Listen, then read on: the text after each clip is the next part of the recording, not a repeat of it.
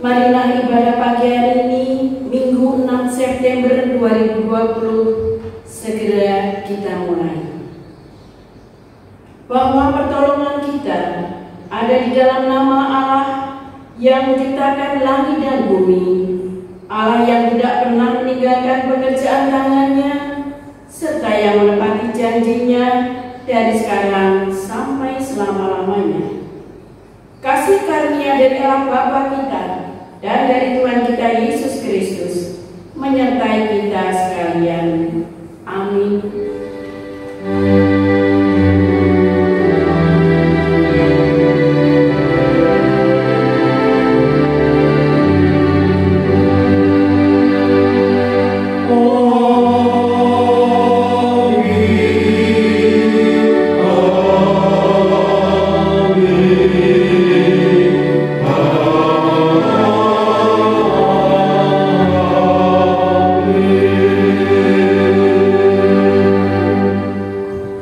Bersama-sama kita akan memuji nama Tuhan dengan kidung jemaat 353, baik yang pertama dan yang kedua.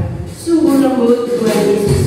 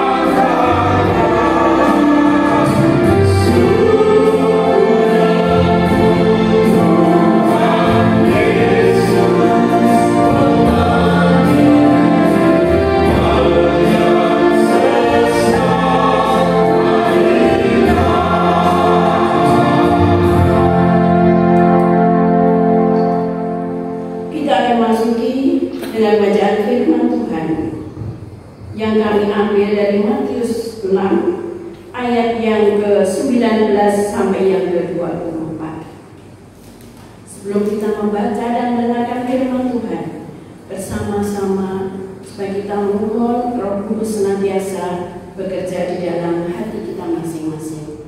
Mari kita masuk di dalam doa. Bapa di dalam surga, kami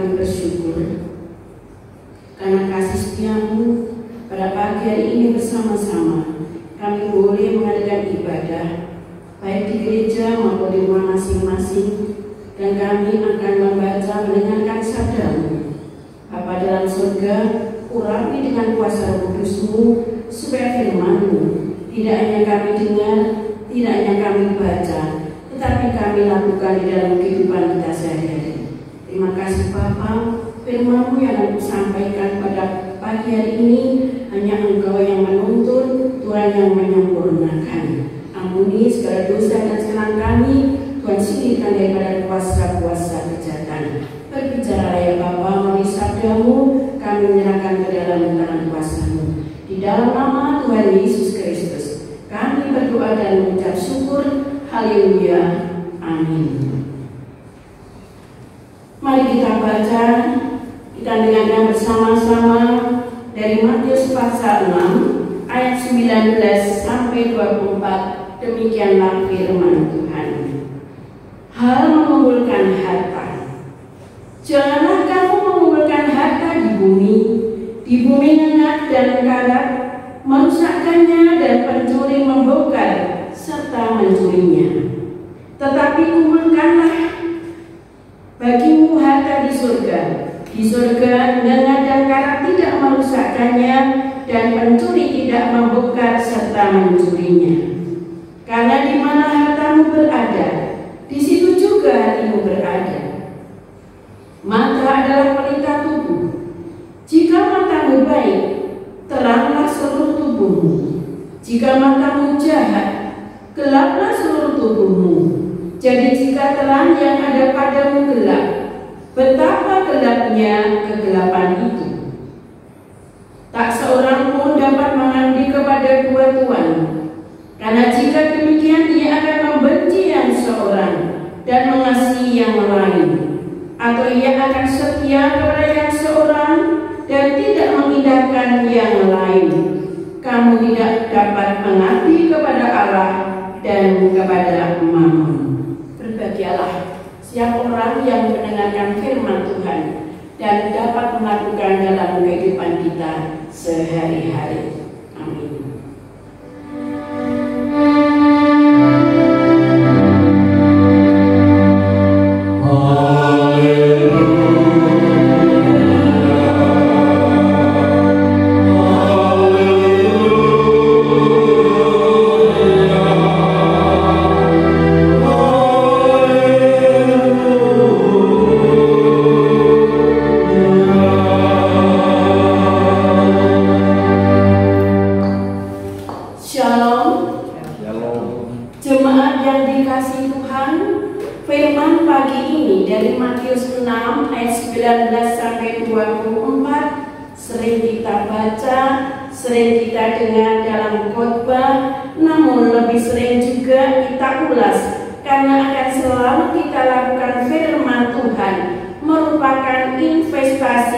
Demi masa depan. Ayat yang ke-20, saya ulangi. Tetapi kumpulkanlah bagimu harta di surga. Di surga ngengat dan karat tidak merusakkannya, dan pencuri tidak membongkar serta mencurinya. Berbicara tentang kesuksesan seseorang biasanya terlihat dari seberapa banyak harta benda yang dimiliki, apa jabatan yang tertinggi, kuasanya meliputi apa saja. Biasanya sukses itu dilihat hanya dari dunianya saja. Itu tidak salah, karena itu merupakan berkat Tuhan dan itu upaya dari seseorang untuk menapak kehidupan, melakukan tugas pekerjaan sesuai dengan apa yang diinginkan. Seseorang ingin sukses, itu biasanya mereka semangat untuk kerja, membanting tulang, kerja keras, ya. Karena apa? Ingin meraih suatu cita-cita demi masa depan, di mana harta duniawi, pangkat jabatan dan apapun itu bisa dimiliki. Berbahagia jika seseorang sudah sukses tentang duniawi, karena itu pemberian dari Tuhan. Sangat berbahagia lagi jika itu dipergunakan untuk kebutuhan dan untuk memuliakan nama Tuhan. Siapa sih orang yang tidak ingin sukses? Semua orang ingin sukses.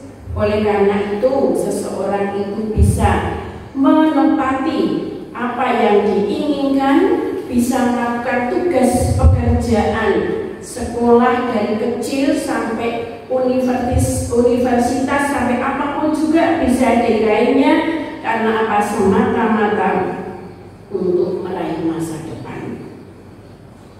Orang yang bisa sukses dari duniawi perlu dinikmati, menikmati, dan disyukuri. Namun itu semua tidak mutlak. Bagi kehidupan anak-anak Tuhan itu bukan mutlak, bukan yang utama. Karena masih ada satu hal lagi yang harus diupayakan oleh seluruh anak-anak Tuhan. Tidak lain yaitu selain mengumpulkan harta duniawi, yaitu kita ini akan mengumpulkan harta-harta surgawi. Harta duniawi bisa dinikmati, namun pada tiba masanya, sewaktu-waktu akan kita tinggalkan.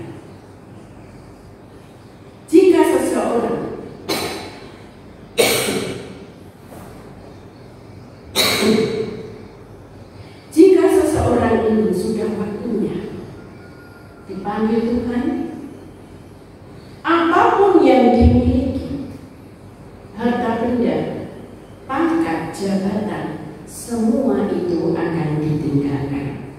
Oleh karena itu, mengumpulkan harta surgawi dilakukan karena nanti akan menjadi satu harapan satu-satunya menuju kepada kehidupan yang kekal untuk selama-lamanya. Jadi ini ada sesuatu yang mutlak, yang sangat diperlukan oleh seluruh anak-anak Tuhan, yaitu mengumpulkan harta surgawi.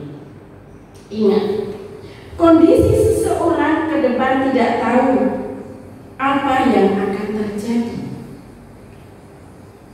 Namun kalau seseorang itu sudah mulai menabung harta-harta surgawi, apapun yang akan terjadi ke depan, orang sudah tidak ada was-was atau kekhawatiran. Berbagai alasan, berbagai rintangan, hambatan, perekonomian, pekerjaan, bisnis saat ini dialami oleh orang-orang seantero dunia. Saat ini banyak orang yang kehilangan pekerjaan. Perekonomian ini mengalami gonjang-ganjing dan itu tidak bisa dipungkiri. Tetapi sebagai anak Tuhan, pengikut Kristus tidak perlu khawatir. Kita tetap dipelihara. Bagi anak Tuhan, kondisi seperti apapun juga, tetap kita masih diberi waktu, diberi kesempatan oleh Tuhan untuk mengumpulkan harta-harta surgawi. Dan itu pasti bisa, tinggal ada kemauan atau tidak. Untuk mengumpulkan harta surgawi tergantung pada masing-masing pribadi. Mau menggerutu apa tetap bersyukur, tergantung pada pribadi kita. Karena selagi ada kemauan dari hati nurani yang terdalam untuk menyenangkan hati Tuhan, di situ Roh Allah pasti bekerja dan senantiasa akan menyertai kehidupan dan upaya kita untuk mengumpulkan harta surgawi. Kita sudah sepatutnya hidup dengan cara-cara yang menunjukkan bahwa kita ini adalah warga kerajaan Allah. Jemaat yang dikasihi Tuhan, jutaan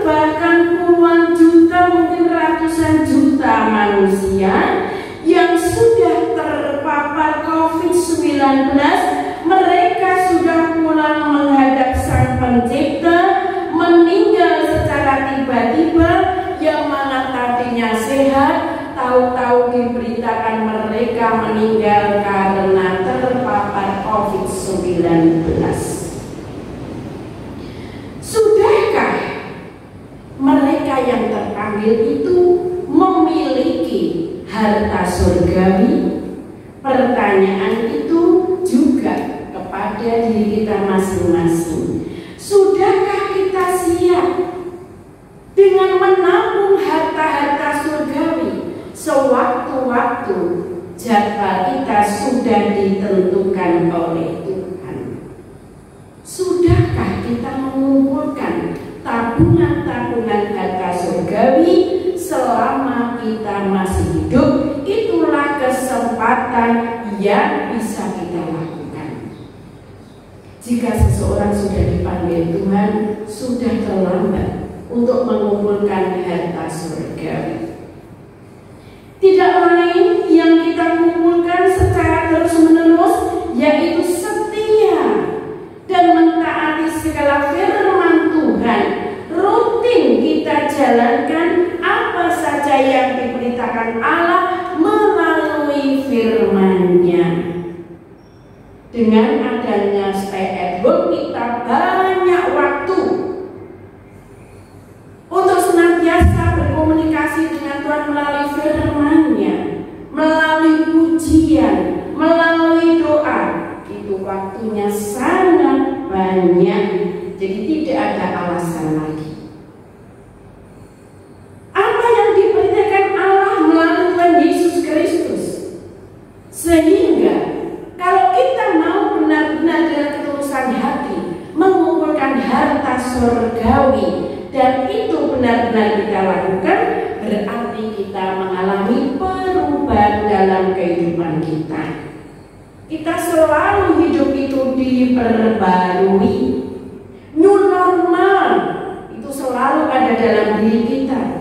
Oleh karena itu, meliputi buah roh yang harus bisa dirasakan baik dari diri kita sendiri dan juga terhadap orang lain. Saya yakin jika jemaat mau menabung mengumpulkan harta surgawi, pasti di dalam pribadi kita ini ada sesuatu yang indah. Perasaan yang dari Tuhan itu ada. Kuasa Tuhan itu akan dinyatakan melalui kuasa Roh Kudus-Nya, sehingga hidup kita ini mengalami damai dan sukacita. Ketentraman, kedamaian yang diberikan Tuhan itu beda dengan harta-harta yang ada di dunia ini. Kita bisa merasakan di mana mengumpulkan harta surgawi itu tak lain untuk menyenangkan hati Tuhan, untuk memuliakan nama Tuhan.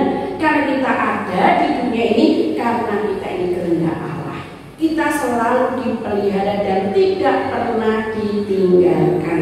Oleh karena itu, bersabarlah, rendahkan hati, jadilah lemah lembut, tahanlah emosi, saling melayani, dan bersedialah berkorban demi orang lain, dan banyak lagi hal-hal yang baik yang pantas dilakukan oleh anak-anak Tuhan. Jadi dalam hal ini sudah waktunya. Dengan adanya COVID-19 ini, dunia benar-benar merasa sedih. Orang yang beriman bisa mendorong sendiri. Kenapa Allah izinkan ini terjadi? Supaya COVID ini bisa lenyap. Masing-masing pribadi mohon pengampunan, supaya Tuhan juga yang lenyapkan virus corona. Dan ini dimulai dari pribadi kita dengan mentaati protokol kesehatan. Mari, Jemaat 5 khususnya, walaupun kita ini sudah kurang lebih 6 bulan tidak bisa bersekutu, tapi tidak akan menghalang-halangi perjumpaan kita secara pribadi dengan Tuhan. Kita diberi kesempatan setiap saat. Untuk itu waktu yang sangat panjang, bergumulah selalu dengan firman Tuhan secara pribadi. Tolaklah kuasa iblis yang menggoda untuk menjatuhkan kita ke dalam dosa. Kita tolak dalam nama Tuhan Yesus Kristus, supaya kita tidak selalu jatuh di dalam dosa, tetapi dengan mengumpulkan harta-harta surgawi, hubungan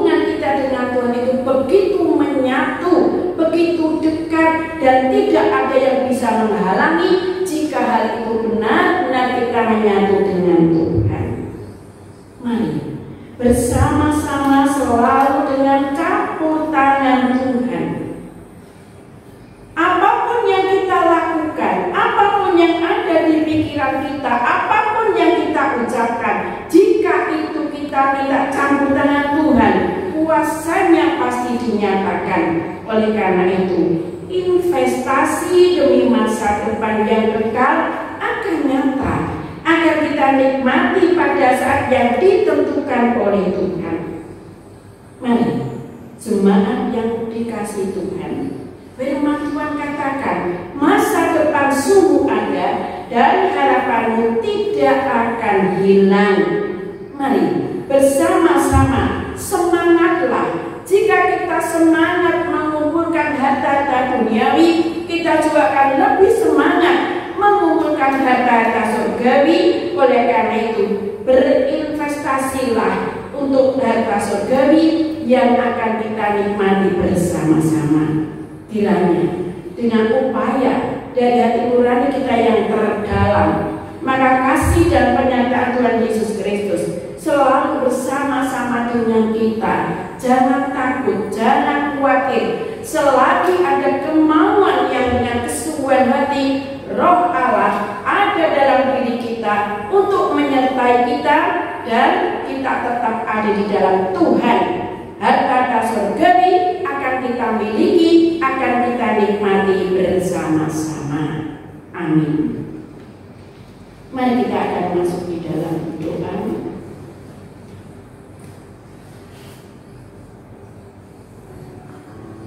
Kita masuk di doa syafaat.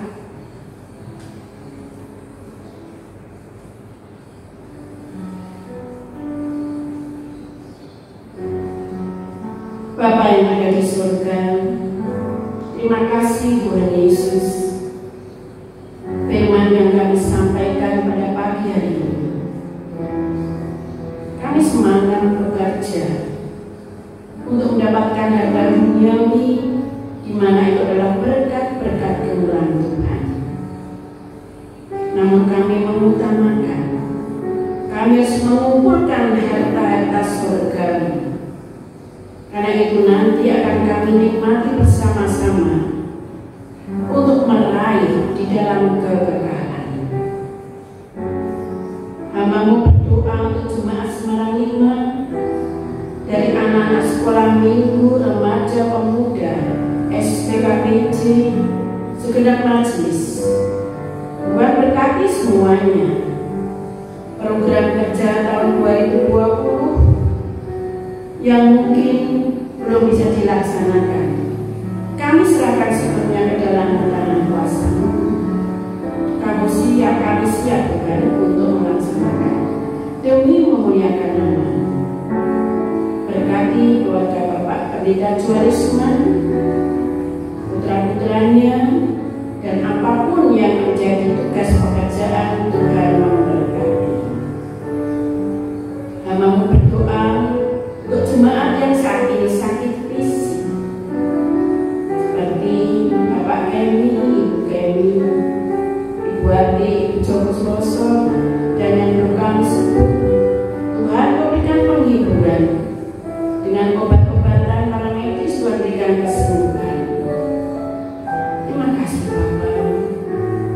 Bersama-sama kami berdoa, Tuhan segera lenyapkan virus corona, supaya jemaat-Mu di seluruh dunia, khususnya di Semarang 5 ini, bisa mulai bersekutu bersama-sama untuk saling melayani.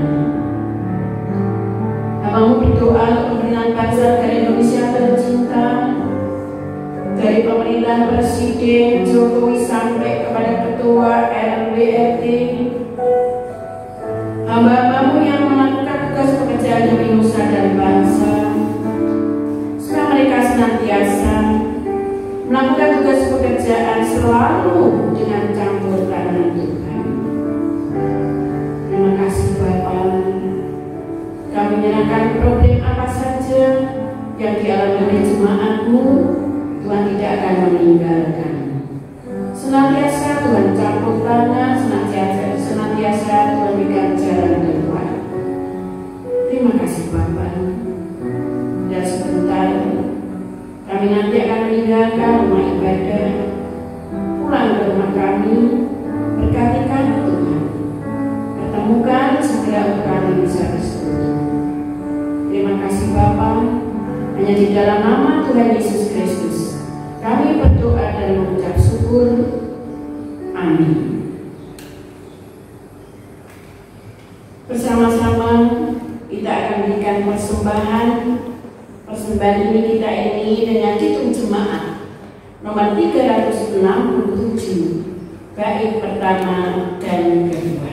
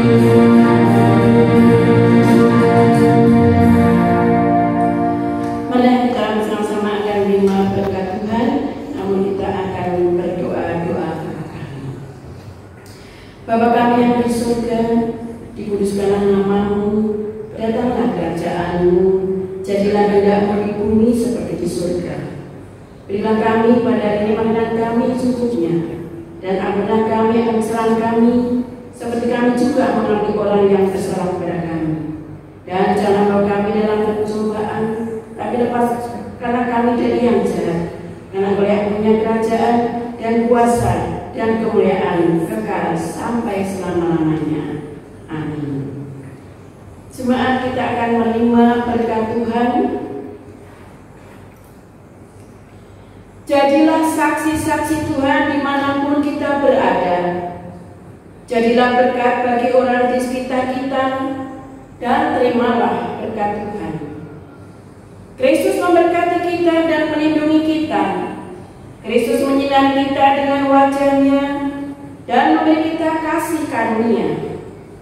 Kristus menghadapkan wajah-Nya kepada kita dan memberi damai sejahtera.